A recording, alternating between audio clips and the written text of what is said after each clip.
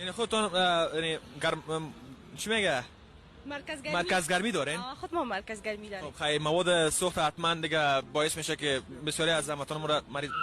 خواهش میکنم ببخشید مصاحبه داریم بدر قند. مادر جان قند امی دخترک تا کوچه اعلان کو یزمانی 2 ساعت است من اینجا میپالم این مادرم است میگم همین مادر تست جان خودم تو قد کو خیلی یزمانی بچم کی است مادر دست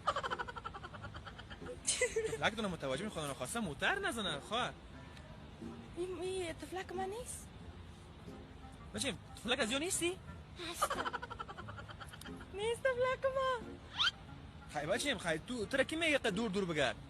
نه همین مادرم بود. خب زندگی مت یه چیزی من نمیشه. خب این خیلی متوجه باشن خانم خواسته موتر نزنن. هیچ تو نمیشه؟ خیلی چی تو میگه مادرم است؟ ما مادر هستم. ما خودم شاگرد مکتب هستم.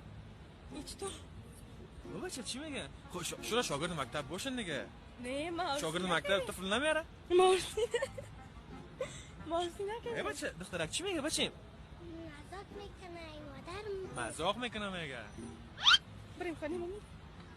ببرمت. مرا تو بگو مادر کی است ما خودم میبرمت پیش مادر. خودت مادر. ما مادر هستم. اشتباه کردم. چی میگه؟ شما متوجه اطفالتان باشن. خارج از اول خوب مثلا بیخی فرق کرد. بسیار خوب سوژه است نی؟ اطفال کسی که مثلا در جاده رها میکنه مثلا شما خودتون که رها کردین. خدا نخواسته. والا طفل خودتون است. طفل خودتون قندول است دیگه. هر کس طفل خودش به خودش بسیار قندول نباشه. نه قندول خواست که مقصد طفل من نیست. بچه‌م چی میگه؟ نه همین مادر من. در کجا مونده بود بچه‌م؟ دانو جدا کرده بود من میپولیدمش. اطفالتون میمونین خودتون جای دیگه برین خدا نخواسته موتر بزنه کسی دیگه به خدا نخواسته خطاف بکنه. نه هیچ چیزی من نمیشه. بازم اگه میگی من میبرمت خانه ما اینجا نیستی کسی هیچ کورس نمیرم امروز. ببرمت خانه ما سامانای بازی داریم مقصد بس بیاد از زگکای بس. خوب است. بگو من میرم. بگو میرم. میری؟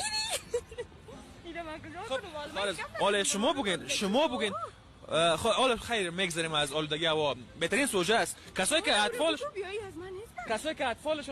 اطفالشون نگاه میکنن مثلا در سر سرک اعلام میکنن میرن جای دیگه خدا نخواسته که موتر بزنن به اون فامیل چی گفتنی دارین شما خود مقصد از من نیست که ما گفتنی خدا را خب بگین شما اول خب باید نیارن اگر فکر خدا گرفتن نمیتونن از خانه نبیارن حالا شما چرا آوردین یزمن نیست این خود طفل است طفل میگه فرشته است هیچ وقت دروغ نمیگه حالا سکن طفل هیچ وقت دروغ نمیگه مزاق بکنی بچیم نه